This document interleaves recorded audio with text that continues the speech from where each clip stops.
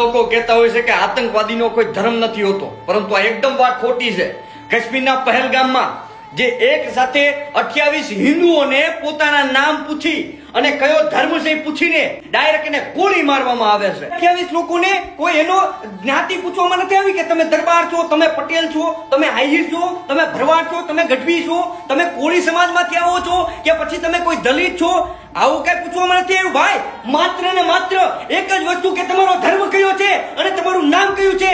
ફક્ત ને ફક્ત હિન્દુ કહેવાથી એને ત્યાં જ ગોળી મારવામાં આવી. હરેક સમાજના જે અગ્રણીઓ છે એમને એટલું જરૂરથી કહીશ કે જો બટોગે તો ફિર ऐसे ही छिन्न छिन्न होकर गोली खाकर तुम भी कटोगे. અરે તમારી જ્ઞાતિવાદના જે પોટલા છે એ એક બાજુ મૂકો અને બધા એક થાવ. હિન્દુ હવે બધા જે સૂતા છે એ જાગો. 56 ઇંચની સરકારને એટલું જરૂરથી કહીશ કે જેવી રીતે એ લોકો આપણા દેશમાં ઘૂસીને આપણા જે 27 પર્યટકોને ગોળીથી વીંધી નાખ્યા, એવી જ રીતે જો તમે પીઓકેમાં કરીને જો એને પણ એના જડબા તોડ જવાબ આપશો તો જ અમે માનશું કે તમે 56 ઇંચની સરકાર છે.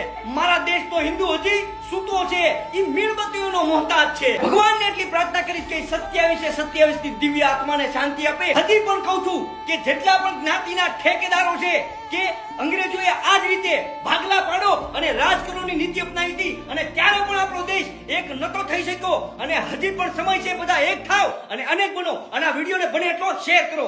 જય શ્રી રામ.